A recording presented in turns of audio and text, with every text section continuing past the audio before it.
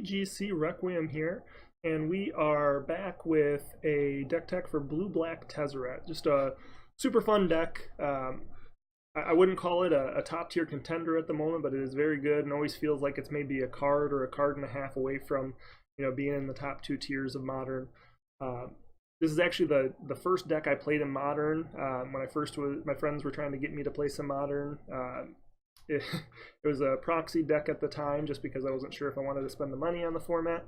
And the deck was really fun, but it's very complex and difficult, and I just wasn't there as a player yet. And so eventually ended up getting into other decks, and just recently kind of got back into it. It's always held a special place in my heart. I've always wanted to come to it because Tezzeret, Agent of Bolas, is such a freaking awesome card. And so why don't we start there? So Tezzeret, Agent of Bolas. Let's slide this over just a little bit. Tezzeret, Agent of Bolas. So it is a 4-mana planeswalker, 2 blue-black. Has an uptick ability of look at the top 5 cards of your library. You may reveal an artifact card from among them and put it into your hand. Put the rest on the bottom of your library in any order. So super good filtering there. It has a -1 of target artifact becomes an artifact creature with base power and toughness 5/5. The key thing here, it's not till the end of turn. It becomes a 5/5 for the remainder of the game. And then the -4, even if you're keeping track, comes in as a 3 loyalty planeswalker. So the one uptick puts you in range of ultimating. The ultimate is target player loses X life and you gain X life, where X is twice the number of artifacts you control. So it's a super powerful card, but it does come with deck building restrictions and that you need to play a lot of artifacts. And so, a lot of times you'll see it with cards like, what's the land? Darksteel Citadel, that's indestructible because you can make it 5/5s, and it can't die to fatal pushes or things like that. And while that's good, that's not what we're doing here today. That's typically more if you're trying to use Tezzeret in a shell, a more aggressive shell. We're kind of playing a more locky, prison-y style. I wouldn't call it completely prison-y, very similar to Lantern to a point in the prison aspects. But we're also trying to close the game quickly, where Lantern, kind of lets it dirtle on. Lantern, obviously, though, is very effective at that, where this deck is not quite as effective, which is why it's not in the top tiers, but it's still super fun. So Tezzeret's why we're playing the deck. The thing that really brought me back to the deck, or really got me wanting to play the deck more, was Whir of Invention when this came out. So this is the other real reason we're playing it. Whir of Invention is X, blue, and it has Improvise. Search your library for an artifact card with converted mana cost X or less. Put it onto the battlefield and shuffle your library. So this is essentially Court of Calling for artifacts. You can tap artifacts to help pay for this, though you cannot tap blue artifacts to produce blue mana. All of your artifacts only produce colorless mana. But this allows you to ramp it out pretty quickly, and you can even, whir fairly easily on turns 3, sometimes even earlier, for a Ensnaring Bridge, which is a big part of your lock. The goal of how you lock your opponents out. Ensnaring Bridge being creatures with power greater than the number of cards in your hand cannot attack. So this can help beat your creature decks, and then you try and win with a Tezzeret, or you can win with the Thopter Foundry combo. And so Whir of Invention also allows you to go get the Thopter Foundry combo. So Thopter Foundry, in case you're not aware of this combo, it is a artifact that costs a white and a black, or white or black and a blue. And then it has the ability to pay 1, sacrifice a non-token artifact, create a 1/1 blue Thopter artifact creature token with flying, you gain 1 life. So this pairs with Sword of the Meek, which basically says that you can equip creature gets +1/+2, you can pay 2 to equip it. You almost never equip this manually. And then whenever a 1/1 creature enters the battlefield under your control, you may return Sword of the Meek from your graveyard to the battlefield, then attach it to that creature. So basically the trick here is you take Thopter Foundry, you sacrifice Sword of the Meek to the Thopter Foundry, it goes to the graveyard, that causes a 1/1 Thopter to enter the battlefield. The 1/1 Thopter causes Sword of the Meek to return from the graveyard attached to that creature, and then you can sacrifice sword over and over to create as many Thopters as you have mana to do, and you gain 1 life each time you do it. So this is very powerful against the super aggressive decks, as you can chump block for days and eventually just gain so much life that decks like Burn just are out of, you get them out of reach, things like that. And again, both of these cards can be Word 4, and Word is an instant speed. It's such a good card. So again, the key thing is we're seeing here, we're doing some artifacts, synergies for Tezzeret, artifact synergies for War of Invention, playing very powerful combo in sort of the Meek Thopter Foundry. So we got a lot of things kind of working together here. So the other things we have going on are a few more generic ramp artifacts in Mox Opal. We're running a couple of them, but we don't ramp out so fast. We're not playing so many cheap artifacts, and we're not playing the Darksteel Citadels that we want more than 2. Really, 2 is typically enough. Some people I see run 3, and that's totally fine. Everybody's kind of got their own feelings on this, but 2 seems right to me. And then we also have Talisman of Dominance, which costs 2. You can tap it to create a colorless mana, and you can also tap it to create a blue or a black mana excuse me, if you pay 1 life. I was running Pentad Prism for a while, which really allows you to ramp super fast because you could both remove the counters and tap the Pentad Prism to War of Invention. So Pentad Prisms were roughly 3 mana, towards your War of Invention, and it could produce 2 of the blue. But it, the fact that it dies, I don't know, I say dies off, but the fact that you end up burning through it one time and they're done, it ended up being not that great, over the course of games. And I actually just found Talisman seemed more consistent, and it helped you ramp into other things more consistently, and then help support your game plan as you go on. So then the other, what do we have here? The other, I guess, bullets, if you will, for War of Invention. We have a welding jar to help protect your ensnaring bridge or whatever other artifacts you may protect, typically like a Thopter Foundry. You have, or maybe like a Witchbane Orb, which, speaking of, Witchbane Orb is a 4 mana artifact that enters the battlefield, destroying all curses attached to you.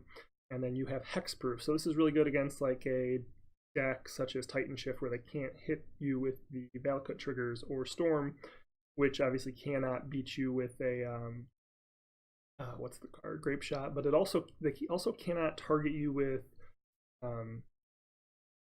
Gifts Ungiven with it. So lots of things that you can put this in for. Actually, interestingly enough, like against a Eldrazi Tron or Tron decks, they can't target you with Karn. Obviously, they can target the Witchbane Orb itself. But like a Ugin, for example, cannot target you to do 3 damage to you. So just something to keep in mind. Pithing Needle. Pithing Needle, it's crazy. Like, everybody knows it's kind of a good card or great card. The problem is obviously you can't play too many of them, so to speak.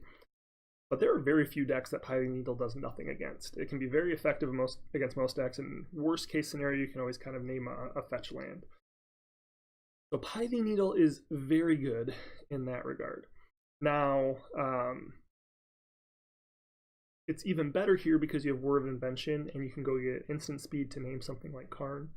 And the fact that we have War of Invention to help support that just makes it worth main decking one, because it is strong in so many matchups. And as we'll get to in the sideboard, we actually kind of go up in number on those in certain matchups out of the board.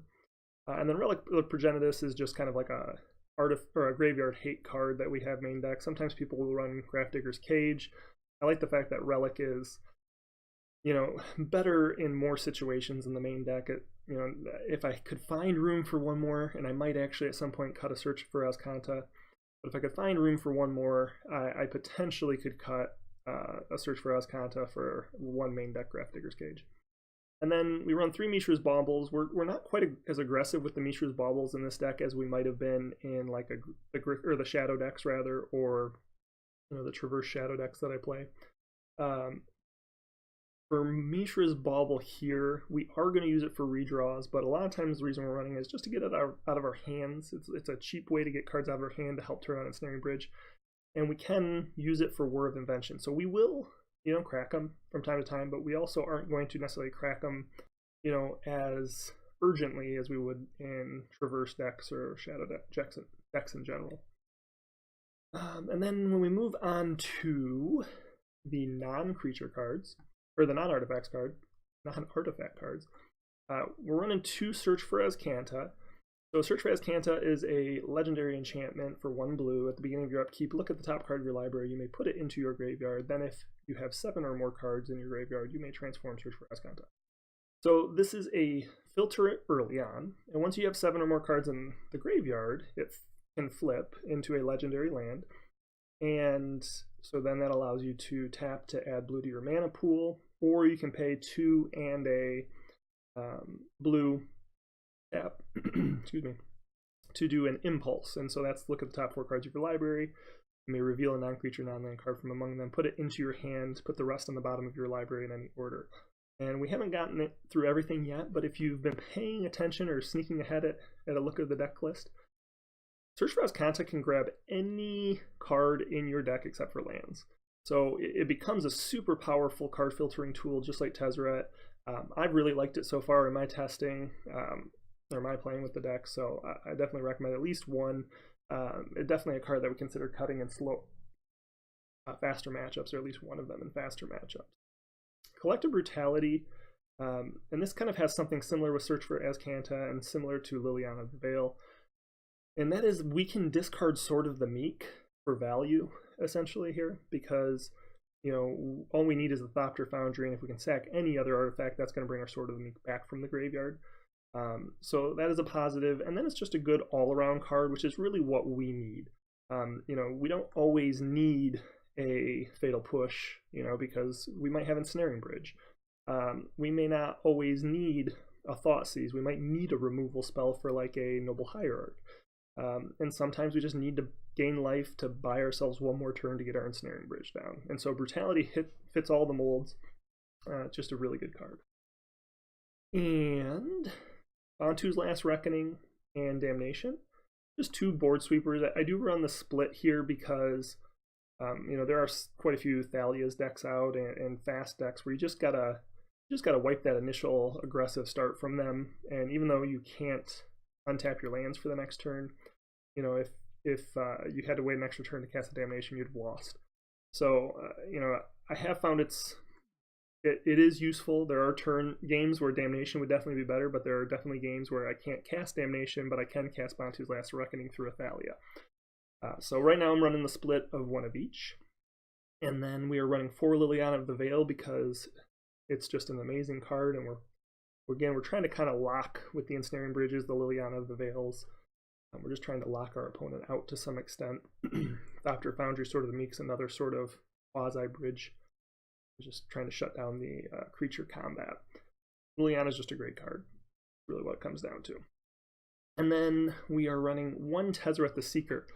So Tezzeret the Seeker, I probably would run one even without the new Planeswalker rule, but now with the Planeswalker rule, it is absolutely amazing to have both Tezzerets on the battlefield at the same time. Tezzeret comes in as a 4 loyalty Planeswalker. You can +1 to untap up to 2 target artifacts. So, you know, you could untap a Relic of Progenitus and a Talisman or Mox Opal to get an extra use out of it. Most of the other artifacts doesn't really matter if you untap them, but, you know, it's an ability that's not completely irrelevant. -X. Search your library for an artifact card with converted mana cost X or less and put it onto the battlefield, then shuffle your library. So the best thing about that is it is a tutor like Whir of Invention, except it costs 1 less, you know, if you're thinking of getting Ensnaring Bridge.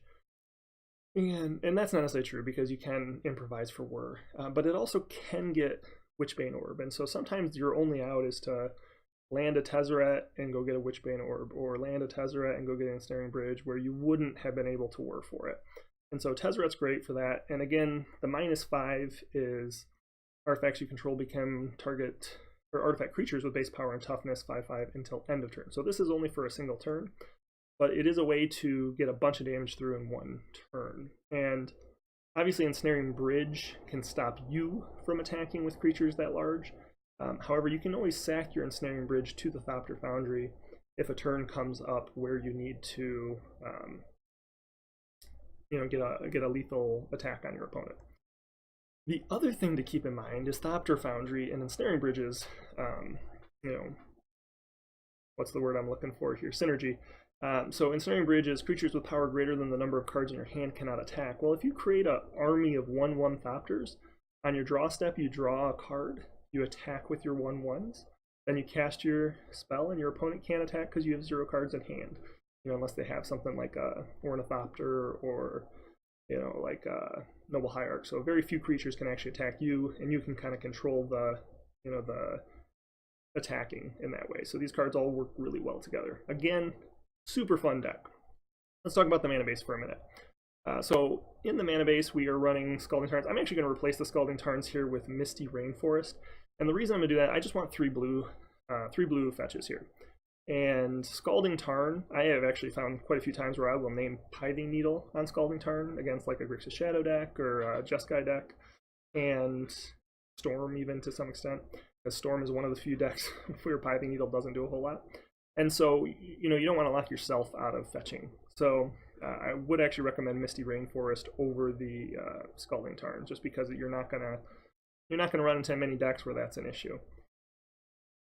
Then we're running 4 Polluted Deltas, a couple islands, and a swamp, 2 Watery Graves. So that's your general fetch package. 4 Dark Slick Shores, and then 3 Temple of Deceit. Now, Temple of Deceit, it's kind of like surprisingly good. So it enters the battlefield tapped, but if you've looked at the deck, you know, you don't have a whole lot of one CMC plays. So this is actually like the best land you can have in most games for turn 1. You get a Scry to start the game, and then, you know, it doesn't cost you anything because you probably weren't playing anything anyway. As the game goes on, there's lots of situations where you can play the spells you have and sequence it and still get value out of your Temple of Deceit without it messing you up. And so I've actually found 3 of these are really good at helping to filter your draws, just like Search for Azcanta is helpful for filtering your draws. Because in the end, what it does is it allows you to just close the game quicker once you've gotten your opponent on lock. And so again, it is surprisingly good despite being a enters the battlefield tapped land. And then we run Inventor's Fair is a colorless land, taps to add colorless to your mana pool. At the beginning of your upkeep, if you control 3 or more artifacts, you gain 1 life. But then it has this tutor ability for 4 mana. Tap, sacrifice Inventor's Fair, search your library for an artifact card, reveal it, put it into your hand, and then shuffle your library. Activate this ability only if you control 3 or more artifacts. And this is really good in matchups, especially where you want to get like a Chalice of the Void. So you can go get Chalice of the Void with Tezzeret the Seeker, but it has to enter the battlefield as a 0/0 or as a 0 counter Chalice. Inventor's Fair and Tezzeret, Agent of Bolas, however, can get Chalice into your hand so that you can cast it for X1, X2, depending on the matchup. So, for example, against Storm, you're going to want to put your Chalice on X2, and then for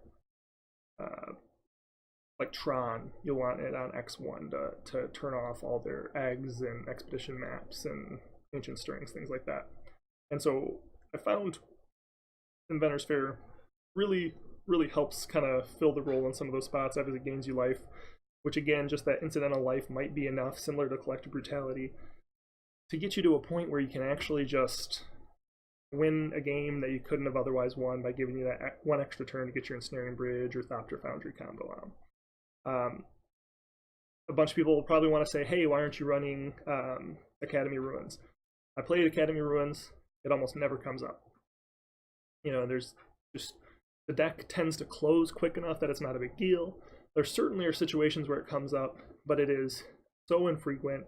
I just found that for my 2 colorless lands, which is really all I feel like the deck can truly support, my 2 colorless lands, Inventor's Fair just is better. That's my experience. Obviously, others may have had other experiences. Then, post-board, we have the deck set up kind of as so. We're running 3 Chalice of the Void. Chalice of the Void enters the battlefield with X charge counters on it. So this is obviously the artifact that just makes it so your opponent's spells get countered. So against Storm, you're going to want to cast this on X2. Against Tron, X1. Against Burn, X2 shuts them out. Usually it stops all of their artifact destruction. So once you put a chalice on X2, if you get a chance to put a chalice on X1, they're typically just completely locked out of the game. Honestly, you don't even necessarily have to have that because Thopter Foundry is phenomenal in the matchup. What else? Chalice on against like an Infect deck on 1. Just Chalice of the Void for 1 against Grixis Shadow.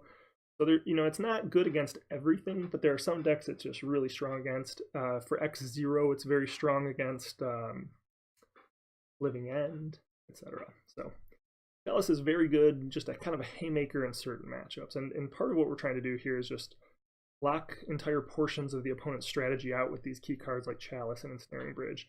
I did play Trinisphere for a while, and it pretty much was only good against Storm. If you could get it against Grixis Shadow, it was pretty powerful there too. The problem was that Grixis Shadow just is so disruptive to your game plan that it's just not really realistic. You're almost better off just to hit a Chalice on them. A second Welding Jar for where you expect to have Artifact Hate hit you. Like I said, mentioned earlier, Pithing Needle and a Sorcerer's Spyglass as a secondary needle effect for when you need to lock your opponent out of specific things like a Planeswalker ability or like Scavenging Ooze, whatever. Lots of different things. Really good against Affinity. Grafdigger's Cage is great against the Coco decks. It's great against Storm. Great against your Dredge, stuff like that. Fatal Push when you're playing a really aggressive aggro deck and you just need to slow them down a little bit. So that's what the 3 Fatal Push are for. Lost Legacy is for your combo decks. So again, Storm, where you want to go after like a Cast and Flame or an Empty the Warren. Lost Legacy is also great against like the Ad Nauseams, things like that. Just those Storm decks. Maybe you would name a Titan Shift or not Titan Shift, a Escape Shift or a Primeval Titan against Titan Shift. And Damnation when you need an extra sweeper. And then the Tezzeret the Seeker and Tezzeret Agent of Bolas, they come in different matchups where they're stronger. So I probably would bring them both in against like a control deck. Tezzeret Agent of Bolas when I need a fast clock. So against like a Tron deck, my goal is to try and disrupt them and then close as quickly as possible. And in this matchup, this is one of those matchups where you want Tezzeret to be creating 5/5 creatures for you. Against Storm, you want them creating 5/5 creatures because Thopter Foundry is just too slow. And then again, both of them are just good against control Grind Eater matchup. So this is the deck. It's super fun. I definitely recommend it. I'm gonna get some matches in here for you, and hopefully you enjoy. Get to it.